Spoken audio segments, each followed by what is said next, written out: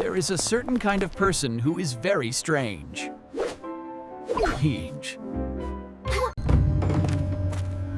This sharp awareness is actually a psychological trap. The problem is that their brain has no off switch. They take it home, pick it apart, analyze it, and replay it in their head again and again.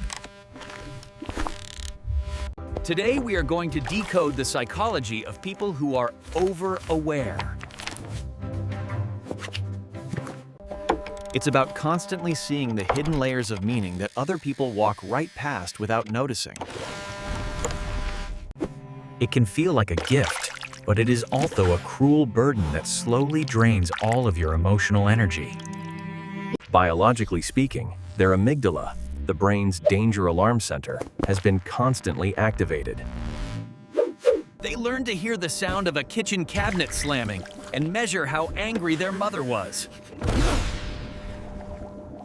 They knew exactly when to step into the living room and smile, and when to disappear quietly into the corner. They are simply carrying a kind of intelligence that was shaped by survival. Half of them is nodding, smiling, and holding a cup of coffee and participating in life, but the other half is taking notes and analyzing everything. The result is that their mind rarely gets any real rest. It turns the camera inward, creating sign 2, hyper self-awareness.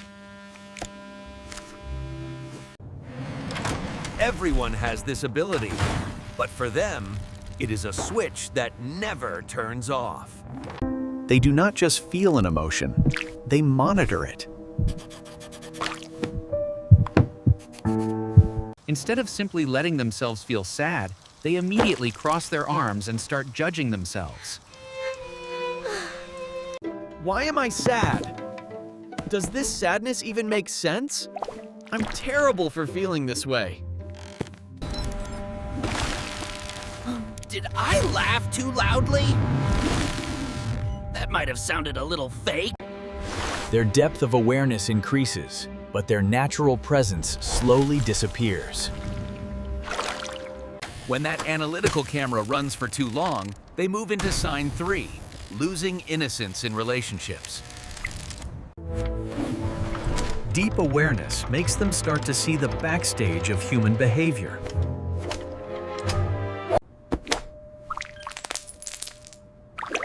They realize that kindness sometimes comes with conditions. The ability to fully trust the surface of words is no longer there. An apology never feels complete because they suspect the other person is apologizing just to calm the situation. A promise sounds fragile. They do not become bitter, they simply become extremely cautious.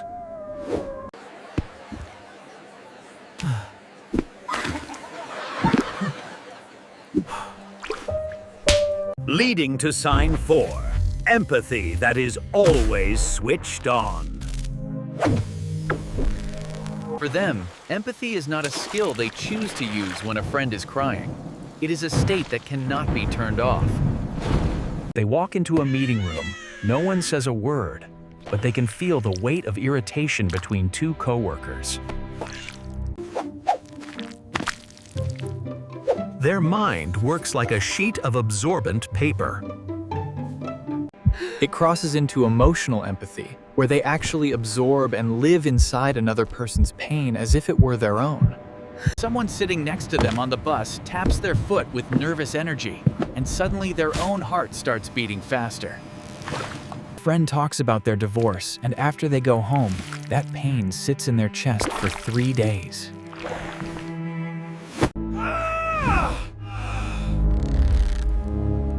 They become the emotional regulator for everyone around them. The price is exhaustion. They become a container for other people's emotional waste. Science calls this concept interoception, the ability to sense the internal state of the body, processed by the insular cortex. The brain detects the faster heartbeat, flips through its data records and shouts, "Fast heartbeat equals danger! We're about to have a panic attack!" This creates a brutal anxiety loop. A physical sensation appears, then the brain misinterprets it as danger. Then the body activates a stress response and releases hormones like cortisol, which leads to even stronger physical sensations. When signals from the body and emotions become overwhelming, the mind starts searching for one final escape to restore order. That is when awareness quietly transforms from a lens of observation into a strategy of control. It is a subtle inner defense mechanism.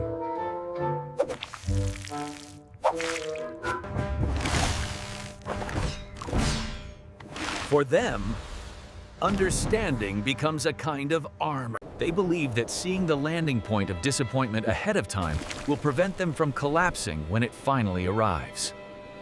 Their mind begins running simulations non-stop, quietly and endlessly in the background. What if that person suddenly pulls away? What if everything they are working so hard to build disappears tomorrow?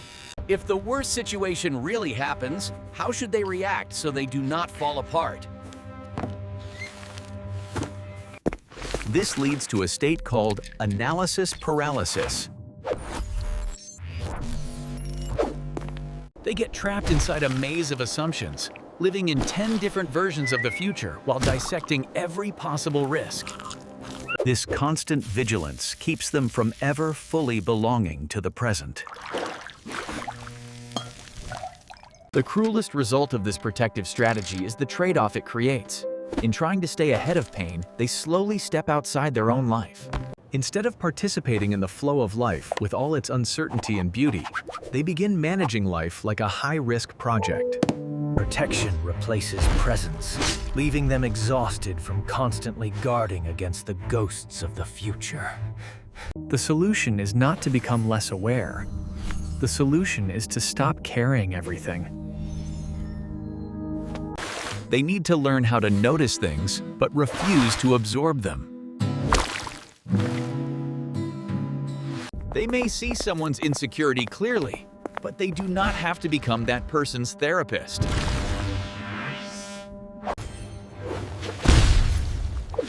They begin to realize that clarity is only a gift when it comes with boundaries. And remember, you are not alone on this journey. The depth you carry is not a flaw. If this video helped you feel a little lighter and give you a new way to see yourself, please press like and share it with a friend. Thank you for watching until this moment. I'm Apex.